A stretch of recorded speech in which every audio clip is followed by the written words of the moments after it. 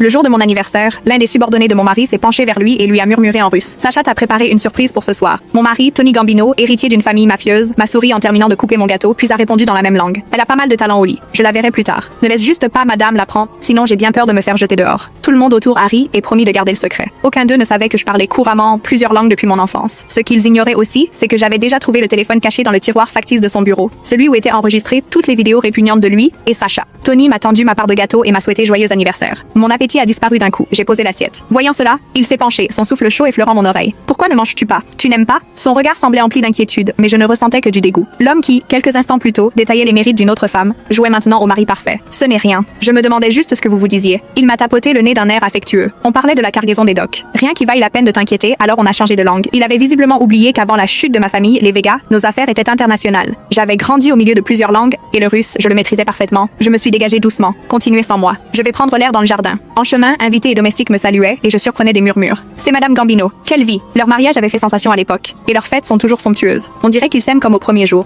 Quelle femme ne voudrait pas être à sa place? Autrefois, ces mots m'auraient touché. Aujourd'hui, ils me blessaient. Personne ne se doutait que celui qui était censé m'aimer le plus m'avait déjà trahi. Le mois dernier, j'avais découvert ce téléphone sans mot de passe, caché dans son bureau. La galerie était pleine de photos et de vidéos de Sacha Arden, des scènes intimes, prises dans des chambres, des hôtels du monde entier. Dans l'une d'elles, Tony lui tenait le menton en riant. Tu es bien plus excitante que la poupée rigide qui m'attend à la maison. Une poupée. Voilà ce que j'étais pour lui. J'avais tout remis en place, et grâce au dernier contact qui me restait des Végas, j'avais commencé à préparer ma sortie. Mon téléphone vibra. Un message. Mademoiselle, votre nouvelle identité et vos comptes suisses sont activés. Votre vol pour dans 3 jours est confirmé. J'hésitais un instant, puis répondis mentalement à la question que je n'avais pas osé poser à voix haute. Il y a 5 ans, après le massacre des miens, Tony m'avait recueilli. Il était devenu toute ma famille. Aujourd'hui, c'est lui qui me poussait à disparaître. Effacez toute trace de moi ici. Êtes-vous sûr? Une fois fait, Claire Vega n'existera plus du tout. Si Monsieur Gambino cherche à vous retrouver, il ne cherchera pas. Il est déjà là de moi. La communication venait de se couper quand une ombre me couvrit. Je me retournai. Tony me regardait, attentif. Qui ne te cherchera pas? J'éteignis calmement mon téléphone. Une parente éloignée qui s'est fait trahir par son compagnon. Il étudia mon visage, puis, rassuré, m'attira contre lui, posant son menton sur ma tête. Ne t'inquiète pas, je serai toujours là. J'écoutais les battements de son cœur, ce rythme que je connaissais par cœur, mais qui m'était devenu étranger. Et si un jour tu me trahissais? Ses bras se resserrèrent aussitôt, presque à me faire mal. Il n'y a pas de si. Tu es la seule que j'aime. Je dis si. Il se tut, puis sa voix se fit douce, cruelle. Alors punis-moi. Fais-moi te chercher jusqu'au bout du monde sans jamais te retrouver. Tu es ma seule faiblesse, ma raison de vivre. Sans toi, je ne suis rien. Je souriais mais sans joie. Cette punition, je l'avais déjà prévue. Dans 3 jours, il supplierait pour me revoir et tout son monde s'écroulerait. Monsieur Gambino, ce que vous avez demandé est prêt. C'était Sacha, mon assistante personnelle et sa maîtresse. Elle portait un uniforme de serveuse, tenait un plateau, l'air humble et professionnel. Rien de la femme déchaînée dont il avait parlé plus tôt. Tony hocha brièvement la tête et la congédia. À voir leurs gestes si bien accordés, je ne ressentais que du dégoût. Sans ce téléphone caché, j'aurais pu croire encore vivre dans un conte de fées. Soudain, il me couvrit les yeux de sa main. Ferme les yeux. Ta surprise arrive. 5, 4, 3. Quand il retira sa main, il n'y avait ni feu d'artifice ni fleurs. Un de ces hommes se tenait là, à genoux, présentant un écrin de velours. À l'intérieur, un pistolet bruni